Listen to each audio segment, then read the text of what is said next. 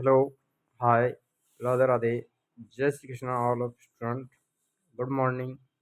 कैसे हो आप सभी? मैं यशवंत पोद्दार आप सभी का आपके अपने YouTube channel Lord bird class में हार्दिक स्वागत करता हूँ। मेरे प्यारे विद्यार्थियों, Indian history, ancient Indian history यानी प्राचीन भारतीय इतिहास के अंतर्गत जो हमारी क्लासें चल रही हैं, उसके अंतर्गत आज हम गुप्त साम्राज्य यानी गुप्त काल को कवर करने वाले हैं। इसमें संपूर्ण गुप्त काल कवर कर लिया जाएगा, जो आपके लिए UPSC, RPSC, BPSC, MPa, CTET और कॉम्पिटिशन एग्जाम के लिए बहुत ही इंपॉर्टेंट होने वाली क्लास है। तो यहाँ से क्वेश्चन अधिकांश से पूछे जाते हैं, बहुत ही इंपॉर्टेंट फैक्टों को यहाँ पर शामिल किया गया है। तो देखिए, क्लास शुरू करते हैं। गुप्त साम्राज्य यानी गुप्त काल, यानी गुप्त काल की बात करें तो ये एक मौर्य साम्राज्य के बाद में एक विस्तृत साम्राज्य था, गुप्त साम्राज्य, जिसका काफी भारत में काफी विस्तार हुआ था। तो गुप्त साम्राज्य का उदय 30वीं शताब्दी के अंत में प्रयाग के निकट कौशाम्बी में हुआ था।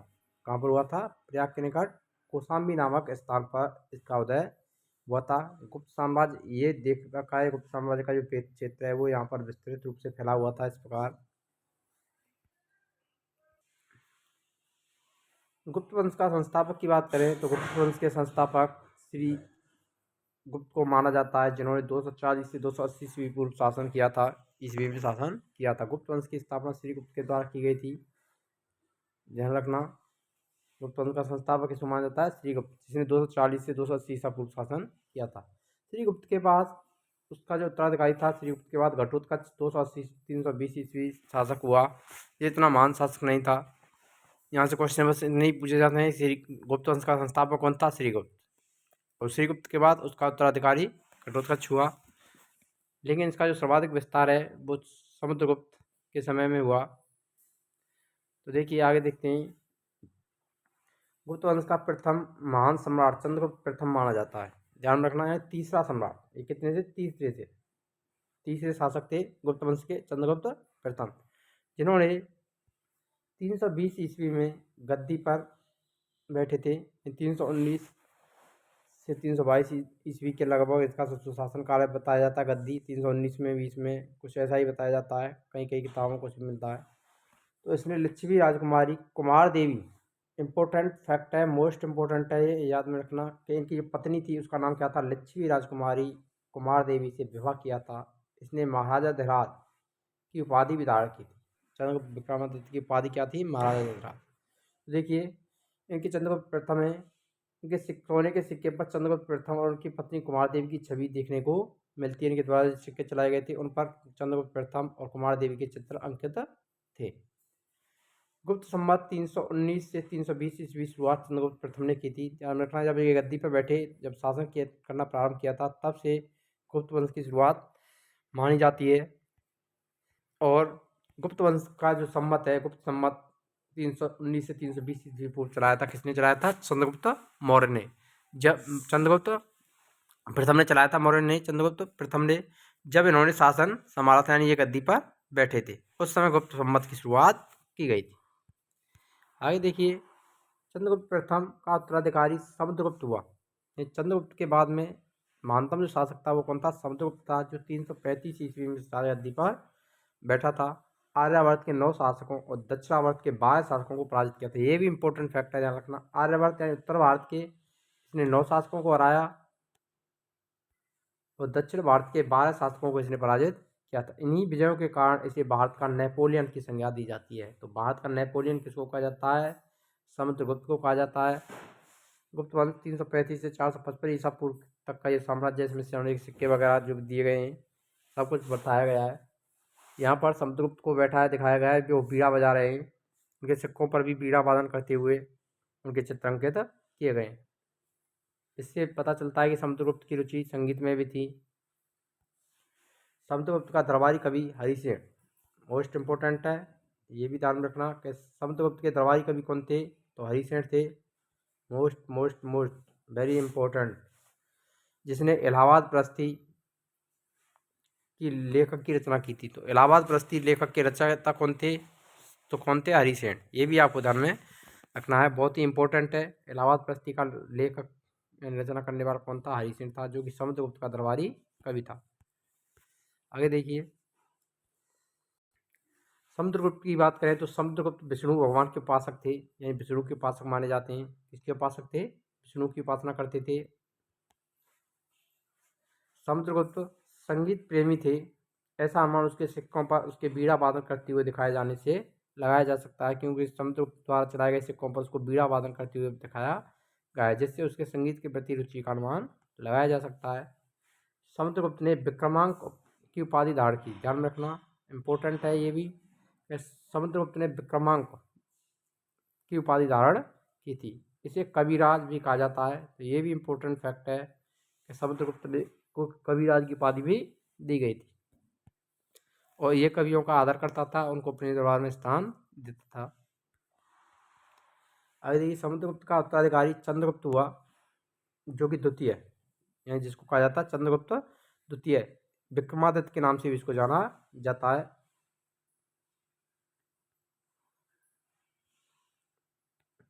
चंद्रगुप्त विक्रमादित्य के नाम से भी इसको जाना जाता है, जो 380 ईस्वी में राजगद्दी पर बैठे थे। 380 ईस्वी में इन्होंने शासन संभाला, ये महानतम शासक हुए थे गुप्त काल में। चंद्रगुप्त द्वितीय के शासनकाल में चीनी बौद्ध विद्वान यात्री फायान भारत आया था। मोस्ट इम्पोर्टेंट, ये भी ध्यान रखना, ये क्वेश्चन पूछा जाता है यहाँ से अधिकांशतः कि चीनी बौद्ध यात्री फायान किसके समय भारत आया था? तो चंद्रगुप्त द्वितीय के शासनकाल में भारत आया था। शकों पर विजय के उपलक्ष्य में चंद्रगुप्त द्वितीय ने चांदी के सिक्के जारी किए थे। किसके सिक्के जारी किए थे? चांदी के सिक्के किसने चलाए थे? शकों पर विजय के उपलक्ष्य में, इसीलिए इसे शकारी भी कहा जाता है, शकों का नाश करने वाला भी कहा जाता है। चंद्रगुप्त द्वितीय का उत्तराधिकारी कुमारगुप्त या गोविंद गुप्त 415 से 454 ईस्वी शासक बना। कुमारगुप्त प्रथम ने नालंदा में बौद्ध विश्वविद्यालय का स्थापना की थी। नालंदा विश्वविद्यालय के संस्थापक माने जाते हैं। तो कौन माने जाते हैं? कुमारगुप्त माना जाता है। इंपॉर्टेंट क्वेश्चन फैक्ट है ये। नालंदा विश्वविद्यालय की स्थापना किसने की थी? कुमारगुप्त ने की थी। मोस्ट है ये, बार बार क्वेश्चन यहाँ से पूछा जाता है और रिपीट होता रहता है। नालंदा विश्वविद्यालय के संस्थापक कौन थे? तो कुमारगुप्त थे। आगे देखिए, कुमारगुप्त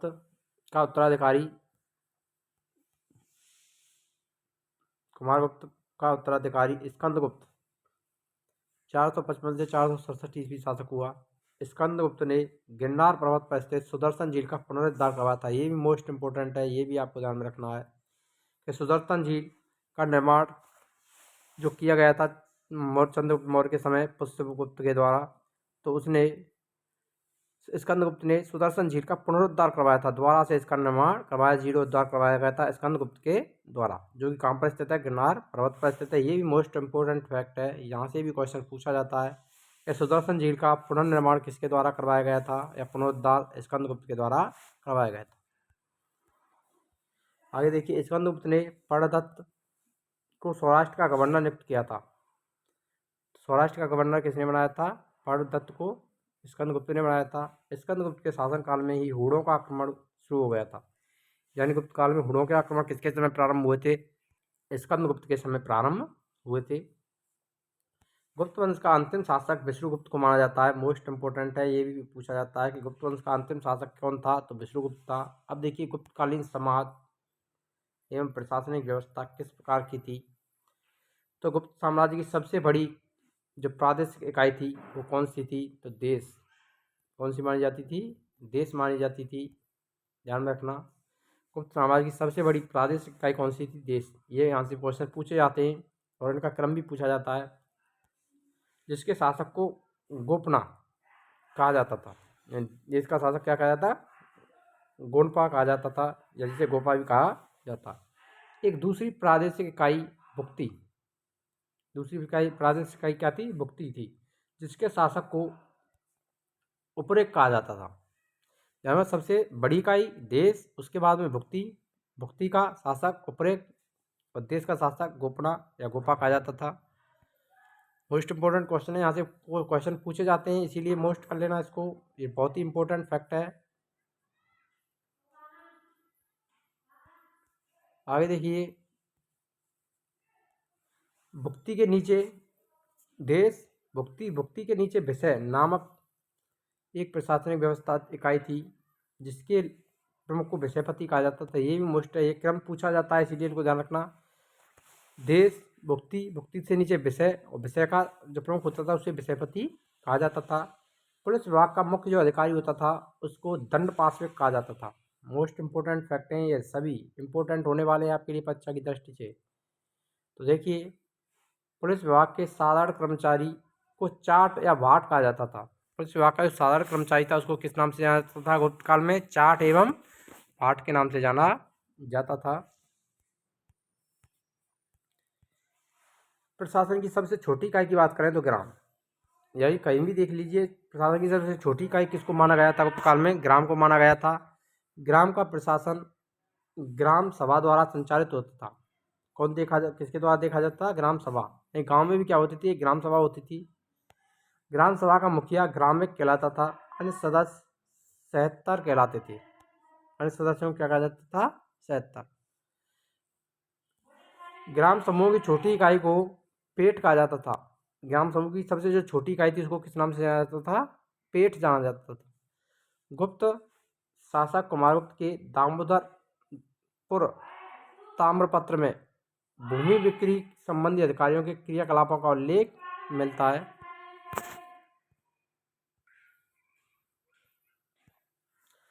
भू राजस्व कुल उत्पादन का 1/4 भाग, ये मोस्ट इंपोर्टेंट है, यहाँ से क्वेश्चन पूछे जाते हैं और बार बार रिपीट होता है कि गुप्त काल में भू राजस्व कुल उत्पादन का कितना था? 1/4 भाग से 1/6 भाग हुआ करता था। यानी गुप्त काल में भू राजस्व की जो देन थी या लगान थी वो कितनी ली जाती थी? 1/4 से 1/6 भाग लिया जाता था। आर्थिक विविधता के आधार पर निम्न प्रकार की भूमि थी, यानी भूमि को भी कई भागों में बांटा गया था। तो यहाँ पर 5 प्रकार बांटे गए हैं। भूमि के कितने प्रकार बांटे गए हैं? 5 प्रकारों को बताया गया है गुप्त काल में।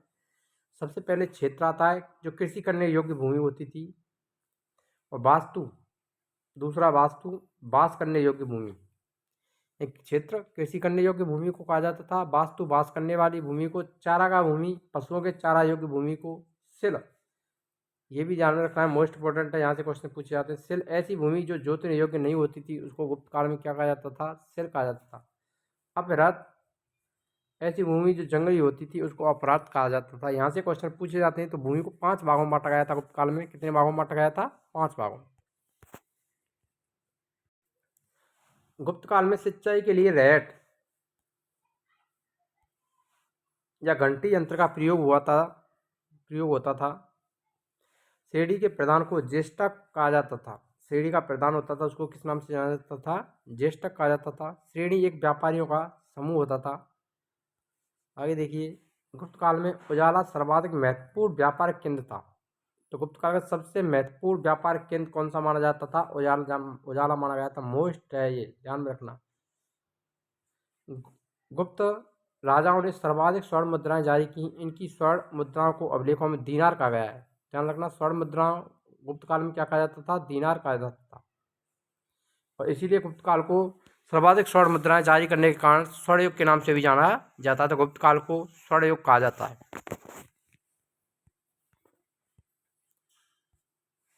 कायस्थों का सर्वप्रथम वर्णन याज्ञवल्क्य की स्मृति में मिलता है।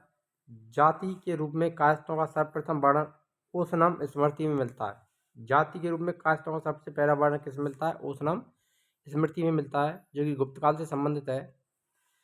विंध्य जंगल में सबर जाति के लोग अपने देवताओं को मनुष्य का मांस चढ़ाते थे। कौन सी जाति के? सबर जाति के लोग अपने देवताओं को मनुष्य का मांस चढ़ाते थे। यहाँ पर देखिए, मोस्ट इंपोर्टेंट फैक्ट आया है। पहली बार किसी ने सती होने का प्रमाण 510 ईस्वी के भानुगुप्त के एरड़ अभिलेख में मिलता है। यानी भारत में सबसे पहला सती प्रथा का जो प्रमाण मिलता है वो कहाँ पर मिलता है? 510 ईस्वी के भानुगुप्त के एरड़ अभिलेख। तो यहाँ पर देख सकते हैं, जो एरड़ का हाथी उपाभिलेख है उसमें सती होने का प्रमाण मिलता है 510 ईस्वी का जो प्राप्त है। यहाँ पर इसका चित्र दिया हुआ है, जिसमें किसी भोजराज की मृत्यु पर उसका पत्नी के सती होने का उल्लेख किया गया है। तो भोजराज नामक व्यक्ति था, उसकी पत्नी के सती होने का उल्लेख किया गया है उसके साथ में। कौन से अभिलेख में? एरर अभिलेख, जो कि कब का है? 510 ईस्वी का है। आगे देखिए, गुप्त काल में वेश्यावृत्ति करने वाली महिलाओं को क्या कहा जाता था? गणका। ये इंपॉर्टेंट है। गुप्त काल में वेश्यावृत्ति करने वाली महिलाओं को किस नाम से जाना जाता था? तो उनको गढ़का कहा जाता था। वृद्ध वेश्याओं को कुट्टनी, वृद्ध वेश्याएँ होती थी उनको क्या कहा जाता था? कुट्टनी कहा जाता था। ये भी आपको ध्यान में रखना है। यहाँ से दोनों से क्वेश्चन पूछे जाते हैं। अधिकांशतः गढ़का से क्वेश्चन पूछा जाता है कि वेश्यावृत्ति करने वाली महिला को गुप्त काल में क्या कहा जाता था? गढ़का। लेकिन यहाँ से भी पूछा जा सकता है वृद्ध वेश्याओं को किस नाम से जाना जाता था? कटनी कहा जाता था। इसलिए इंपॉर्टेंट फैक्ट है ये भी। आगे देखिए, गुप्त सम्राट वैष्णव धर्म के अनुयायी थी। यानी सर्वाधिक जो गुप्त काल है उसमें किस धर्म का विकास हुआ था? वैष्णव धर्म, यानी भगवान विष्णु के धर्म से संबंधित थे। उन्होंने इसे राज धर्म बनाया। तो गुप्त काल का जो राज धर्म था उसको किसको माना गया था? वैष्णव धर्म को। विष्णु का वाहन गरुड़ गुप्तों का राज्य चिन्ह था। गुप्तों का राज्य चिन्ह किसको माना गया था?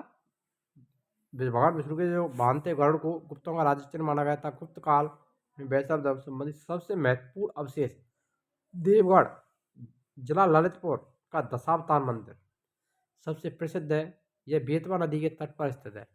कौन सी नदी के किनारे स्थित है दशावतार मंदिर? बेतवा नदी के किनारे पर।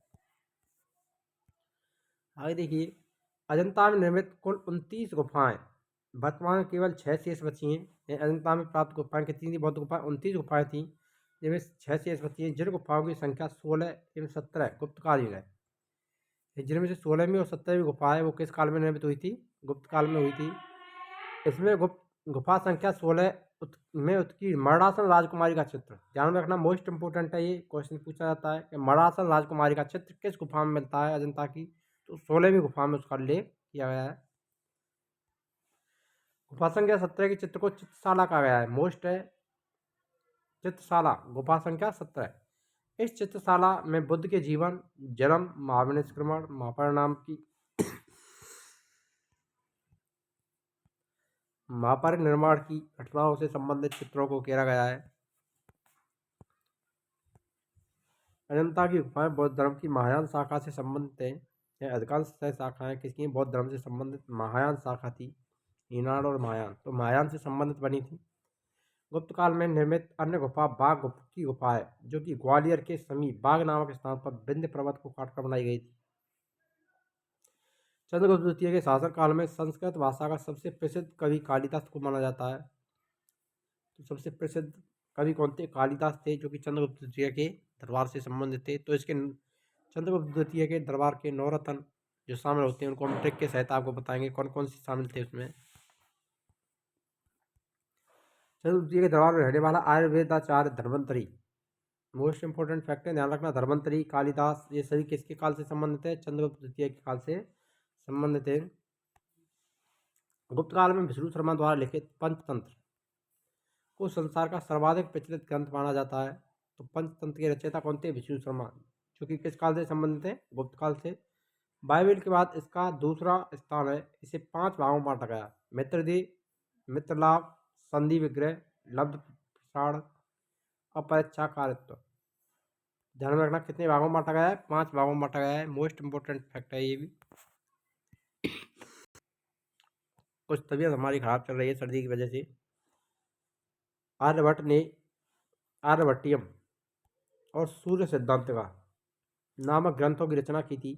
इसी ने सर्वप्रथम बताया कि पृथ्वी सूर्य के चारों ओर घूमती है। तो चंद्रगुप्त द्वितीय के दरबार में रहने वाले प्रमुख विद्वान बरामीर, धर्मंतरी, ब्रह्मगुप्त आदि थे। तो इनको हम ट्रिक के जरिए याद कर सकते हैं। तो चंद्रगुप्त द्वितीय के दरबार में की शोभा बढ़ाने वाले नवरत्न थे वो कौन कौन से थे?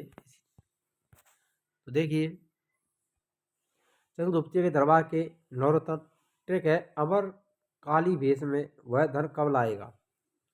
तो अमर से बन जाता है अमर सिंह, काली से बनेगा कालिदास, बे से बेताल भट्ट, सा से शंकु, वा से बरामीर, हा से हरिसेन, धन से धन्वंतरी, का से कहनपानक, वा से बररुचि। तो ये इंपॉर्टेंट नवरत्न थे जो किससे संबंधित थे? चंद्रगुप्त द्वितीय के दरबार से संबंधित थे, जो उसकी शोभा को बढ़ाते थे। पुराणों की वर्तमान रूप में रचना गुप्त काल में हुई थी। मोस्ट इंपोर्टेंट फैक्ट है ये भी। पुराणों की जो वर्तमान रूप में रचना की गई थी वो किस काल में हुई थी? गुप्त काल में। इसमें ऐतिहासिक परंपराओं का उल्लेख किया गया है। गुप्त काल की राजकीय भाषा प्राकृत थी। गुप्त काल की राजकीय भाषा कौन सी थी? प्राकृत भाषा। गुप्त काल की राजकीय भाषा प्राकृत थी, ये ध्यान में रखना है आपको। 2 बार दे दिया है, यहाँ पर टाइप कर दिया गया है। तो महत्वपूर्ण फैक्ट है ये कि गुप्त काल की जो भाषा थी राजकीय भाषा, वो कौन सी मानी गई थी? प्राकृत भाषा को माना गया था। गुप्त काल में चांदी के सिक्कों को रुपया कहा जाता था या रुपया कहा जाता था।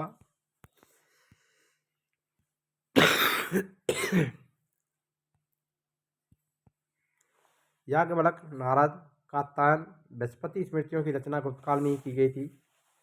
यानी इन सभी स्मृतियों की जो रचना हुई थी वो किस काल में हुई थी? गुप्त काल में। मंदिर बनाने की कला का जन्म गुप्त काल में ही हुआ था। तो गुप्त काल को स्थापित कला का युग भी कहा जाता है, स्वर्ण युग कहा जाता है। सांस्कृतिक उपलब्धियों के कारण गुप्त काल को भारतीय इतिहास का स्वर्ण युग भी कहा जाता है। तो भारतीय इतिहास का स्वर्ण युग किसको कहा जाता है? गुप्त काल को कहा जाता है। ये आपको ध्यान में रखना है, यहाँ से क्वेश्चन पूछे जाते हैं बार बार। स्वर्ण काल गुप्त काल को कहा जाता है।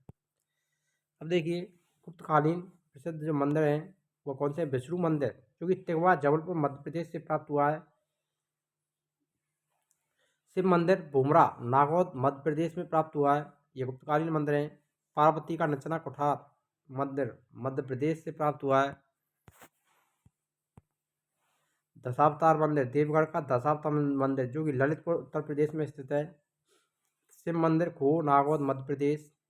भीतर गांव का शिव मंदिर, जो कि ईंटों का बना हुआ है, जो कानपुर उत्तर प्रदेश में निर्मित है।